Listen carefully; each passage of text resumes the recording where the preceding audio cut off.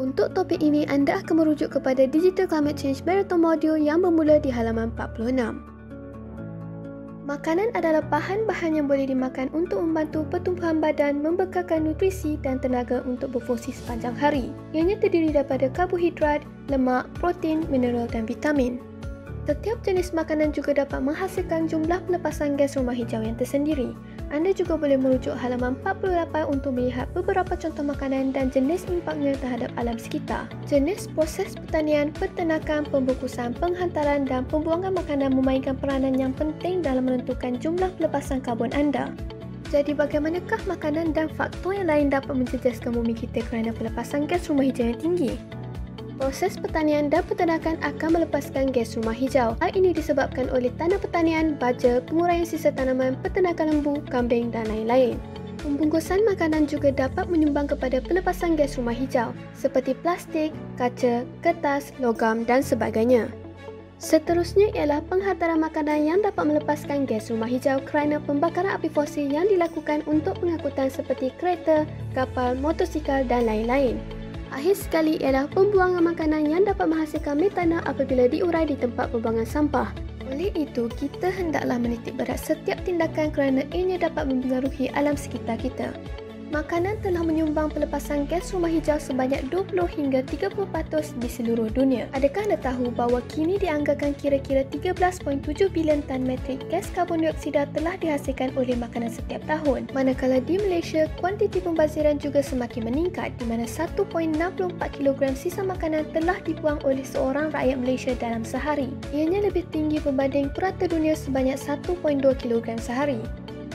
Jadi, apakah alternatif yang dapat kita lakukan dalam kehidupan seharian untuk mengurangkan jejak karbon makanan? Yang pertama ialah dengan mengamalkan cara pemakanan vegetarian. Hal ini kerana makanan seperti daging, kambing dan lain-lain yang merupakan hasil daripada sektor peternakan telah menyumbang kepada pelepasan gas rumah hijau sebanyak 20 hingga 50%. Yang kedua ialah dengan mengamalkan sikap kita semula. Setiap jenis pembungkusan yang akan berada di tempat pelepasan sampah akan menyumbang kepada pelepasan gas rumah hijau seperti metana.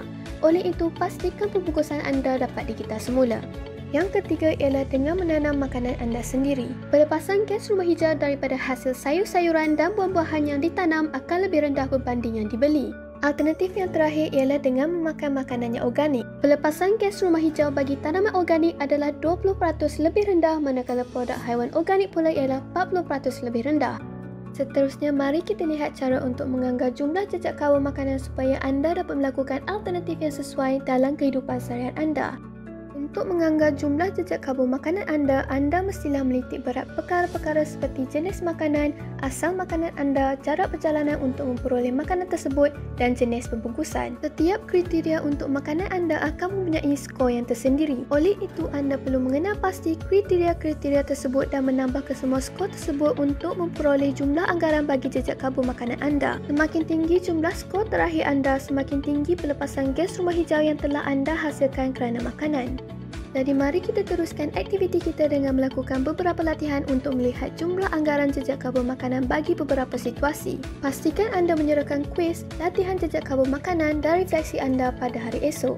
Sepanjang program ini, anda telah mengira jejak karbon dan telah mengetahui jejak karbon anda untuk elektrik, air dan sisa domestik. Jadi apakah langkah yang seterusnya?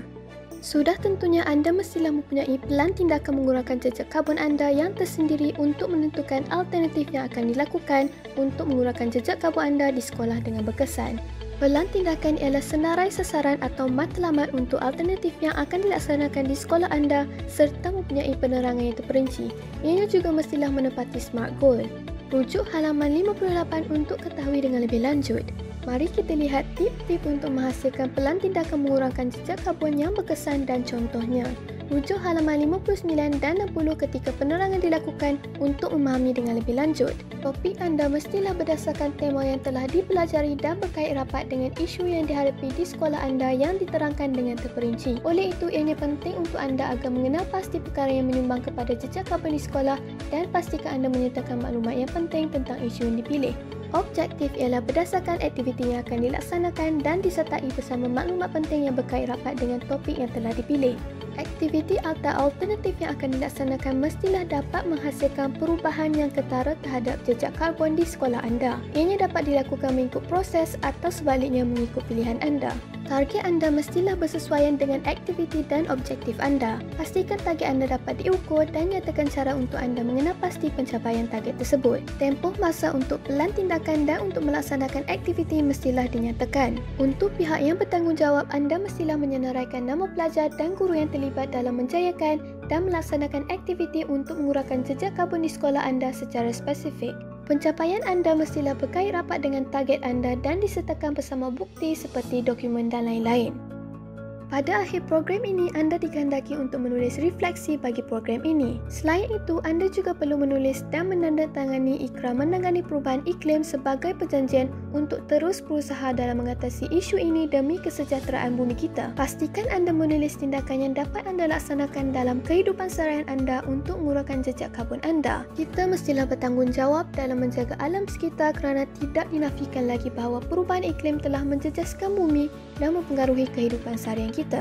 Alam semula jadi memainkan peranan penting dalam mengekalkan keseimbangan ekosistem, khususnya dalam memberi manfaat yang besar kepada kita, dan generasi yang akan datang juga berhak untuk memanfaatkan perkara tersebut. Oleh itu, marilah kita bertindak dan mencari alternatif yang berkesan untuk mengatasi masalah ini sebelum terlambat.